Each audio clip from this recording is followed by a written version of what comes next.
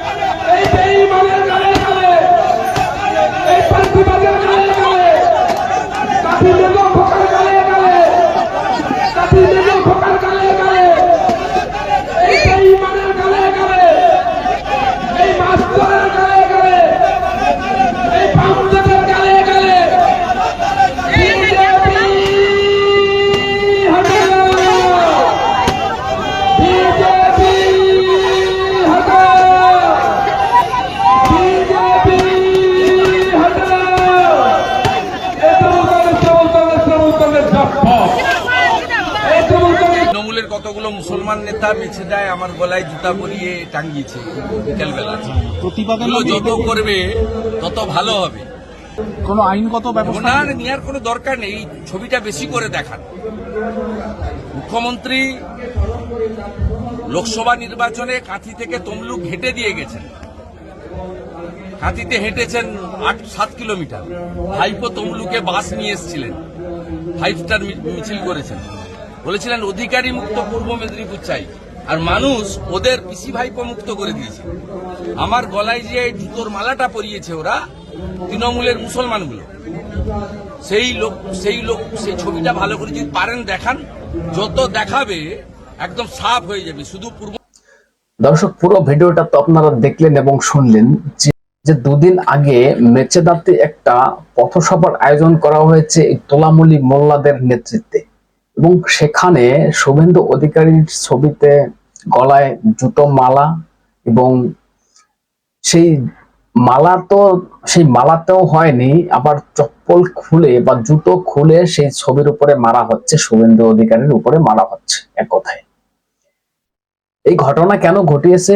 যে একটা প্রতিবাদ সভা, কিসের প্রতিবাদ? যে শুভেন্দু অধিকারী মহাকুম্ভে গিয়ে কি করে ডুব দিল, ডুব কেন দিতে পারলো না, পুরোটা ডুব কেন দিল না, এই হচ্ছে প্রতিবাদ। যে শুভেন্দু অধিকারী ওখানে গিয়ে ভণ্ডামি করছে, হিন্দুদেরকে এক জায়গায় করার ডাক দিয়ে, এটাই হচ্ছে শুভেন্দু অধিকারীর অন্যায়।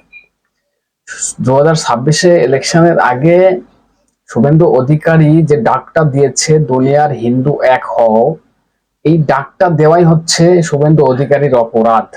প্রিয় দর্শক, আমি নয়ন রায়, আপনারা দেখছেন হাবড়া টিভি। দর্শক, এবার পয়েন্টে আসি। পাঁচাটার সুযোগ নেই, পাঁচাটতে আসেনি, হক অথেন্টিক পিওর রিয়েল বাস্তব কথা যেটা, সেটাই বলতে এসেছি। এবার পয়েন্টে আসি, দেখতে থাকুন ভিডিও ভালো লাগলে একটা লাইক করবেন, চ্যানেলটাকে সাবস্ক্রাইব করে পাশে থাকবেন।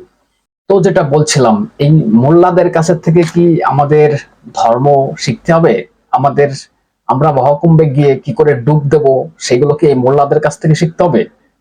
মোল্লারা শিখিয়ে দেবে যে হিন্দু ধর্মের তারা কি জানে, আমাদের ধর্মের তারা কি জানে? যে সে জানুক না জানুক, কি জানে না জানে সেটা পরের ব্যাপার। কোনো মুসলিমের কাছে থেকে আমাদের ধর্ম পালন শিখতে হবে? আমরা কি কিছু বুঝি না? আর এই ঘটনা যদি কোনো এক হিন্দু লোক ঘটাতো, যে ধরুন ফিরহাদ হাকিম সৌদি আরব হজে গিয়ে সেখানে নামাজ পড়ছে, নামাজ কি করে পড়বে, সেটা কি আমার বলার কর্তব্য? আমার কি বলার কোনো অধিকার আছে? আমি একজন হিন্দু মানুষ, বা কোনো হিন্দুর কি অধিকার আছে যে কে কিভাবে নামাজ পড়বে, কে কিভাবে গির্জায় যাবে, এটা বলার অধিকার আছে? সবার ধর্মর স্বাধীনতা আছে, যে যার যার ধর্ম পালন সে করতে পারে। আমার ধর্ম আমি কি করে পালন করব, সেটা আমার রীতিনীতি আমি জানি। মুসলিমরা ফিরহাদ হাকিম কি করে নামাজ পড়বে সেটা ভালো জানে। আমি তো বলতে পারি না যে ফিরহাদ হাকিম এইভাবে কেন নামাজ পড়লো, ওইভাবে কেন নামাজ পড়লো। মানে আর কত নিচে নামবে হিন্দুরা। দর্শক, আমি এখানে আরেকটা কথা বলে রাখি, সেটা হচ্ছে, আপনারা জানেন যে নূপুর শর্মা নিয়ে একটা ঝামেলা হয়েছিল। নূপুর শর্মা কি বলেছিল? একটা সত্যি কথা বলেছিল, একটা সত্যি কথা তিনি বলেছিল নবীজিকে নিয়ে। সেই সত্যি কথাটাকেই ঘুরিয়ে পেঁচিয়ে এই বাংলায় দুদিন অবরোধ হয়েছে। এই বাংলায় দুদিন অবরোধ হয়েছে, ট্রেন চলেছে, বাস ট্রেন চলেছে, সবকিছু মানে সরকারি সম্পত্তি নষ্ট করা হয়েছে। কেন, কিসের জন্য? নূপুর শর্মা কেন বলবে? কারণ নূপুর শর্মা কিন্তু সত্যি কথাটাই বলেছিল। আর সেটা নিয়েই এই বাংলায় মমতা ব্যানার্জির নেতৃত্বে এবং তাদের উস্কানিতে আগুন জ্বলেছে এই বঙ্গে। কিন্তু হিন্দুরা কি করেছে? এই ঘটনা নিয়ে যে একজন মুসলিম মোল্লারা শুভেন্দু অধিকারী কি করে মহাকুম্ভে গিয়ে ডুব দেবে, পুরোটা মাথা ডুবালো না, কেন ডুবালো না? মুসলিমদের কৈফিয়ত দিতে হবে, তাদের বলতে হবে। আসলে দর্শক, উদ্দেশ্য এটা না। উদ্দেশ্য নেত্রী যেটা বলেছিলেন যে মহাকুম্ভ হচ্ছে মরণ কুম্ভ, এটাকে এস্টাবলিশ করা। আর সব থেকে বড় কারণ, আমি যেটা বলবো, সব থেকে বড় কারণ মুখ্যমন্ত্রীর এই কথার মানে আমি আপনাদের একটু বলে দিই যে এই মহাকুম্ভ হচ্ছে উত্তরপ্রদেশের মুখ্যমন্ত্রীকে বিজেপির যোগী আদিত্যনাথ। এই মহাকুম্ভ নিয়ে কথা বললে যোগী আদিত্যনাথকে ছোট করা হবে এবং বিজেপিকে ছোট করা হবে, এবং কলকাতায় যে গঙ্গাসাগর মেলা করা হয় সেই মেলাকে জাহির করার চেষ্টা হবে, দেখো আমরা কত ভালো পরিষেবা দেই। এবং উত্তরপ্রদেশের মুখ্যমন্ত্রী যোগী এটা পারছে না, ব্যর্থ। এটা বলতে গিয়ে যে হিন্দুদের ধর্মে বা মনে আঘাত দিয়েছে আপনি, মানে মুখ্যমন্ত্রী সেটা বুঝতে পারেনি। আর বুঝতে পারলেও এটা কিন্তু, যদি বুঝতে পারেও, এটা কিন্তু পরিষ্কার পরিকল্পনা করে করা হয়েছে। কেন? যত হিন্দুদের নিয়ে কথা বলা হবে তত হচ্ছে তার ভোট ব্যাংক এক জায়গায় থাকবে। ওই 30% ভোট ব্যাংক আছে দুধের গাই, তারা এক জায়গায় থাকবে।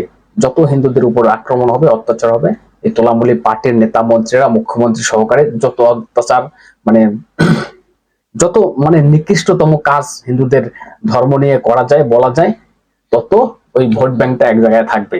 এটা পরিষ্কার। আর আরেকটা কথা আমি যেটা বলতে চাই, আরেকটা রাগের কারণ হতে পারে, সেটা হচ্ছে শুভেন্দু অধিকারী যে ডাকটা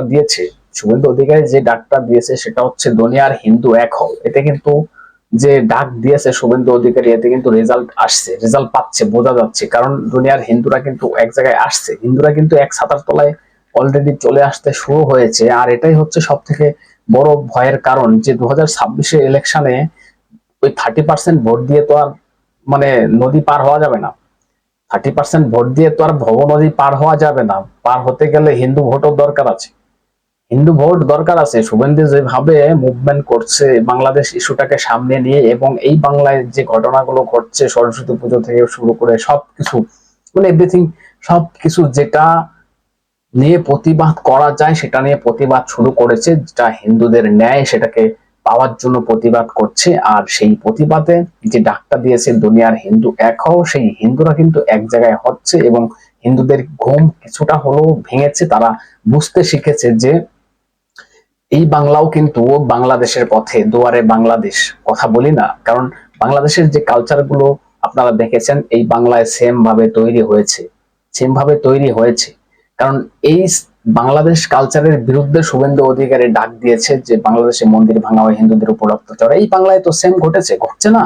সেই তার বিরুদ্ধে শুভেন্দু অধিকারী যে ডাকটা দিয়েছে দুনিয়ার হিন্দু এক হও, না হলে কিন্তু বাঁচার কোনো লাইন নেই, এই বাংলা থেকেও পালাতে হবে। কিন্তু সেই শুভেন্দুর ডাকে সাড়া দিয়ে দুনিয়ার হিন্দুরা এক হচ্ছে এবং 2026 ইলেকশনে কিন্তু একটা পাল্টাই হয়ে যাবে। এটা কিন্তু মুখ্যমন্ত্রী বুঝতে পেরেছেন, কারণ তিনিও তো একটা কোরখা রাজনীতিবিদ না, তিনিও তো হাওয়াটা বুঝতে পারেন যে হাওয়া কোথায় যাচ্ছে, হাওয়া কিন্তু ঘুরছে, এটা কিন্তু মুখ্যমন্ত্রী বুঝতে পেরেছে এবং ঘুম কিন্তু হারাম হয়ে গেছে। তাই এই উল্টাপাল্টা বলতে হবে এবং হিন্দুদের ভোট তো কিছু লাগবে, হিন্দুদেরকে আবার টানারও চেষ্টা করছেন।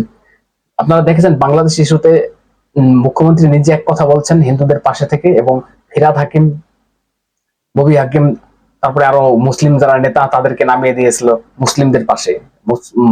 এটা আপনারা দেখেছেন। তাই তো এই শুভেন্দু অধিকারীর উপরে এত রাগ, এত ক্ষোভ, যে শুভেন্দু কেন হিন্দুদেরকে এক জায়গায় করবে, কেন শুভেন্দু জালি হিন্দু ভণ্ডামি করছে, এসব বলার চেষ্টা হচ্ছে। মুসলিম নেতাদের কাছ থেকে কি আমাদের ধর্ম পালন শিখতে হবে? এটা অন্যায় না?